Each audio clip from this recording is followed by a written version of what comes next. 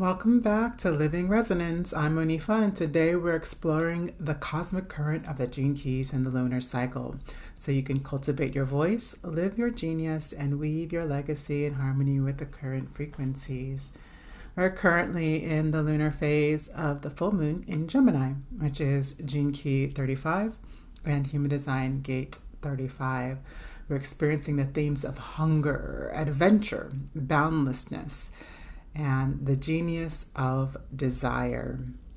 So this is what I love to do. Is I love to take a little bit of human design, which we delve into quantum human design from Karen Curry Parker, and then delve deeply into the gene keys so we can see what really is this energy and how it can actually help us, right? What is it going to do for me kind of experience, right? And funny enough, in quantum human design, this gate is called experience. So gate 35 is experience. And she talks about it as a challenge, being that you get so bored with life that you become too bored to challenge the status quo. So you to have any new experiences becomes challenging, right? And then on the optimal side, I'm going to give a quote. I'm going to give a quote from Karen Curry Parker.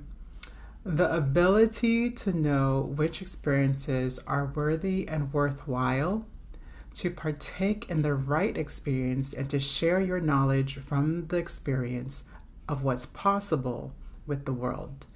So it's this amazing ability to tap into what's our next right way to move, right? And this is what I think of as the true meaning of desire and what it's meant to do for us. So challenging, and the challenging side is that we ignore all the desires. We get so bored of not, maybe being disappointed by not getting our desires met, that we start tuning out to what we really want, and then so we don't get hurt. But then that takes away the joy and the experience and the adventure and the fun too, right? So again, we have another wonderful kind of alignment with how the gene keys also translates this energy 35 with the shadow of hunger, the gift of adventure, and the city of boundlessness. And what we find in these three stages of this frequency is that there's nothing wrong with the lower vibrational perspective. It's just that we are in just that, the lower vibrational perspective. So we're seeing it as something that we don't want, right? And then the adventure is the culmination of that optimization of that frequency. And then the boundlessness is the transcendent heaven on earth experience, okay?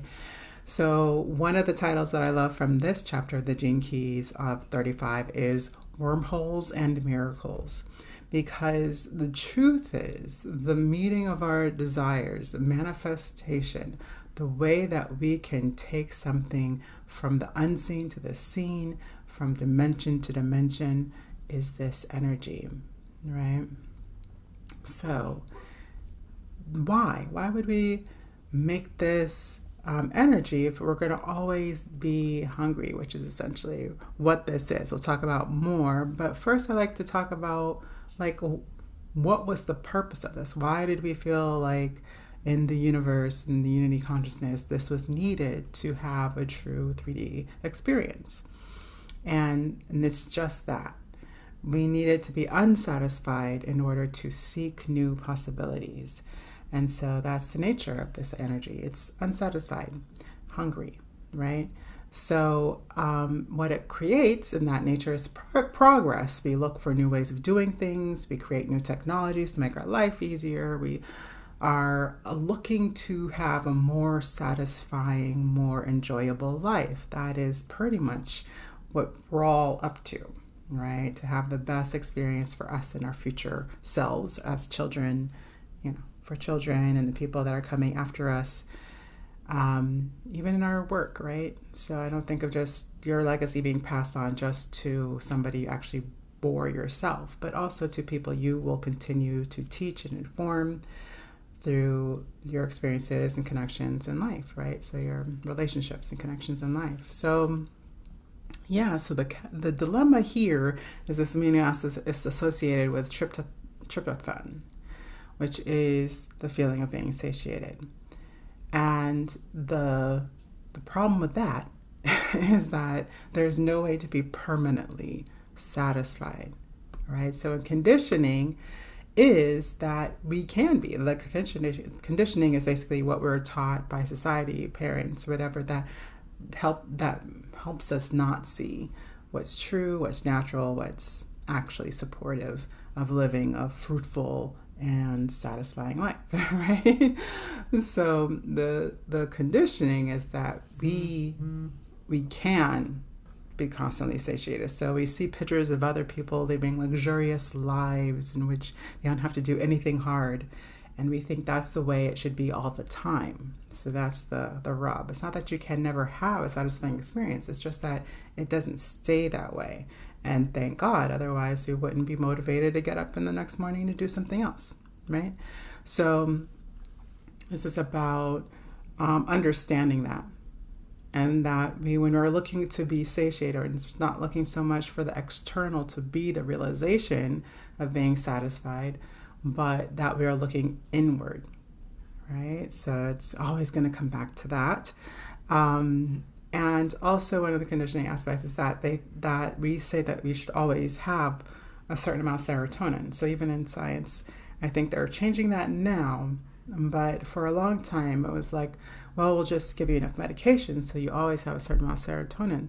But what they noticed is that essentially that if you think that it's always supposed to be that good, that when you have any level of drop or any level of withdrawal, then it becomes a less, you have a harder time enduring, right, the lower levels. So what is that? That's called hunger. That's hunger. That you can't feel satiated until you're full, right? But the trick of that is that after you feel full, just as you digest, just by the natural progression of life, eventually you're going to feel less full and less full and less full and less full. So there's never something that's going to stay, right? So it creates this fear that we'll never have as much as we want, because it triggers our feelingness that we won't get our needs met and we'll eventually die, and our people will die, and our children will die, and our lineage will die, mentally, emotionally, and physically. So that triggers that fear, that grasping that we need to fulfill that hunger. So it becomes this pattern and downward spiral. So that's what happens there. And the programming partner, so for our Western astrology peeps, this is basically the opposition. And for the people in human design, you know what I'm talking about. So, well, maybe you don't. The programming partner is basically the twin energy to the duality of the other key of 35. So 35's duality is 5.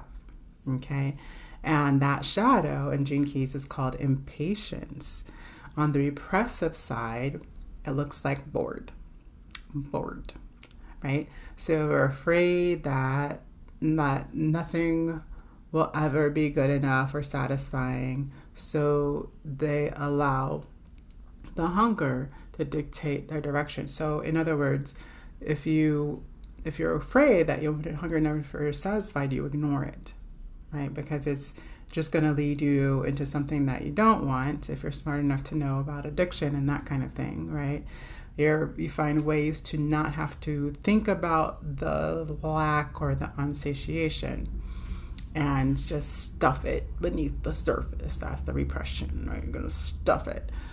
Well, it takes a lot of energy to suppress desire. It takes a lot of energy to suppress hunger and not pay attention to the fact that you want something that you were here to experience in life, right? So what happens is that it's really strong, and it basically turns off all sensory kind of abilities. So you turn off your ability to feel happy, feel sad, feel blah, blah, blah, because you can't even feel the basic survival, I need to eat, right? So that's kind of the order of things in sensation land in this body. So when that happens, you just get into this extreme boredom. And you might not even know you're bored. You might just be like, this is the way it is. This is the way it has to be. Life is boring. And then you just kind of get into the stasis of never going, never being interested in doing more. And that's what Karen Curry Parker was referring to in that just challenge of to just so out of it that you don't even feel like you can pursue what you actually want, right? And don't even know what you want. That's the harder part. So we're gonna have some solutions and tools. If you know, or if this is sounding familiar, we're gonna talk a little bit about what to think about to get on the other side of this. All right. On the reactive side, so if you're pushing this energy away, or like, no, I don't want to feel hungry, still pushing away that feeling of being unsatiated. It looks like manic, too busy to be bored. Right, so you're constantly looking for external stimulus. If you're not getting it, stimulus. If you're not getting it, you may blame others for not being satisfied, others in relationships, others in your field of work, people that may, they kept me down. While there's can be a lot of times true, it's not true for every instance. So for people that are pushing this feeling of hunger away, they're like, oh, I'm just going to blame it on you so I don't have to think about not being satisfied. And they find something else to do. But what happens is that it creates this inability to commit, because that would take like kind of owning up to parts that you're not satisfied with and then doing something different to meet those satisfaction levels, finding new goals so that you can find new ways of being satisfied. Right, and it also makes it really hard to develop continuity. So in relationships and work, building on top of what you've already built. Because if you think it's not satisfying, you just throw it away. You can't build on something else, right? Like you can't build on top of it if you've already thrown it away. As I tell people all the time in voice, like if you hit a wrong note, don't throw it away. Don't be like, oh no, I can never make that sound again. Because if you throw away the whole of that sound, you're throwing away the parts that will also build the sound that you do want to make. It's not a good idea. And you're always pretty close. You're always closer than you think, even if the note's completely wrong. So it's always about keeping the parts that work and getting rid of what doesn't work and building on what does, right? Making it even better. So evolutionarily, so how do we evolve into the higher frequency of this thing? Well, you can do my work. You can do the Oman method and naturally raise your vibration so that you can experience another perspective and realize, oh yeah, I can work with that. It's not that bad, right? Oh, I did love that meal. Be grateful for what you've had. And then what's next? Maybe for breakfast I'll have this. That would be really satisfying too, right? So this is a quote from, well, not a direct quote, but partially from Gene Keys.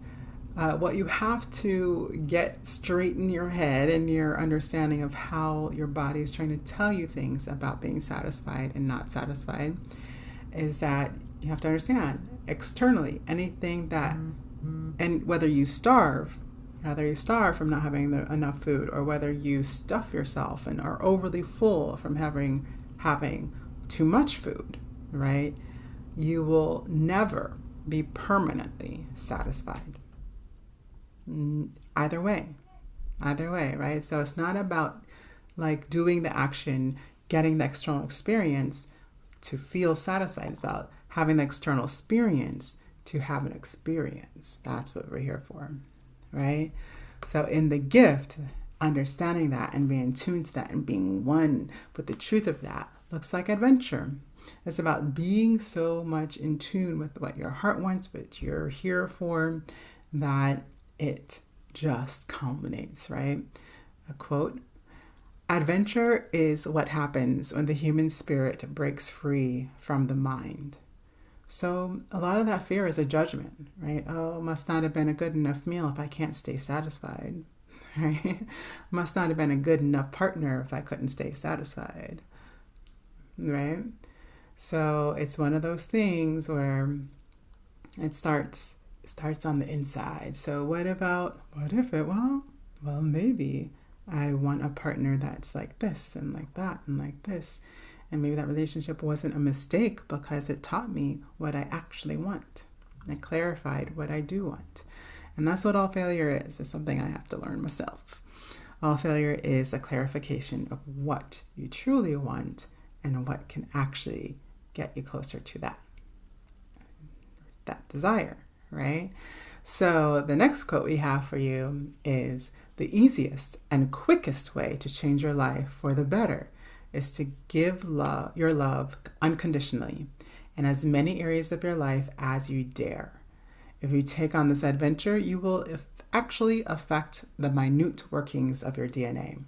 Again, this is that part of the DNA that's helping us to be in the truth of what we're here to experience, right? So it's here to lead us to the things that are actually nourishing, actually nurturing, actually the experiences that are giving us more life. Okay, so it's always a good idea to ask, like, what is this feelingness of not quite being satisfied? Because most of us have that. And most of us, if we're truly satisfied, that's happiness. That's happiness. It's like, ooh, I knew I wanted an omelet, so I cut up some onions and I cut up some green peppers and I put a little cheese in there. And then I just fried it up. And now I am full, got lots of protein, got a little bit of veggies in my system, and I feel good, right?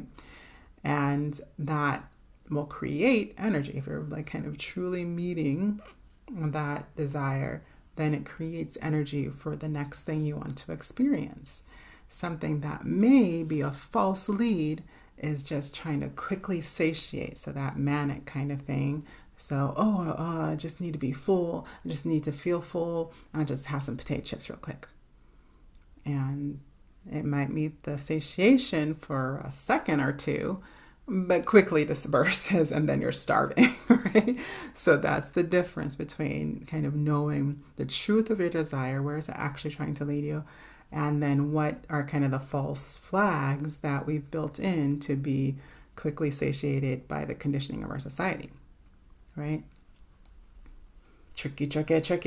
Life is hard out here in this piece, right? All right, so full moon Gemini, what are some things that you can think about? So this is always good for journaling. I got a couple questions here from Karen Curry Parker and then one from me. So if you've got a pen, you can bring it out now, or you're just going to rewind and look at it again. Okay, so the first one is, what do you need to do to spark your energy, right? So what's the cue? The cue is a desire, a hunger for something that gives you energy. That's the sign that it's a love. There's some truth in it. There's some actual nourishment in there.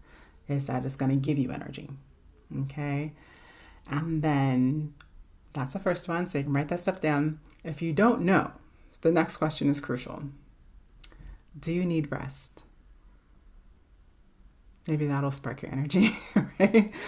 Because that's the other piece. If you're too tired, if you're too bored, right? If you haven't been able to rest and restore, release anything that it hasn't worked out, any failures that are giving you the desire to hide, right? So just noticing that and just being like, okay, yeah, that's a part of natural thing. What do I really want? And that wasn't the satisfaction of it. What else can happen, right? Or just sleep until you can feel something, which is actually, Abraham Hicks talks about that a lot. Sometimes you just need to go to sleep so you can reset. Because the reset, the spiritual kind of falls back into the prominence when we go to sleep. That's how we actually rest. Sometimes, have you ever slept and not felt rested? Because you're still worrying while you're sleeping? That kind of thing. It's really hard to do. But basically, you never go into a deep enough sleep to have that merger. In my thought process. I don't know if they'll take that in the science room. All right. One more question. What don't you feel free to be? What don't you feel free to be? Now, I might tell you a few places where you shut down your desire out of a desire to move away from the pain of not getting satisfied in it, right? What don't you feel free to be? And then, yeah, it's going to lead you straight there. It's going to lead you straight there. What does adventure look like for you? I mean, if we're getting a ton of adventure and change from the outside, what's the difference if you create it for yourself, really? Not much. Not much. You might as well enjoy it. You might as well enjoy it. The only way that you can is by doing something that meets your desires, right? And really the fun is in that pursuit, right? It's in the pursuit. So if you want to learn more about Gene Keys, know that there is a link in the description that can give you a bit of time of free access to Gene Keys on Gaia. So Richard Rudd recently made a series on Gaia and it's great. I highly recommend it. So you can go check it out if you're interested in that. I am an affiliate. And then also we are doing Winter's Rest-O-Rama. We are having that on Friday, on the 12th. So I will see you here then. And I hope you have a fabulous rest of your couple of weeks until I see you on the new moon.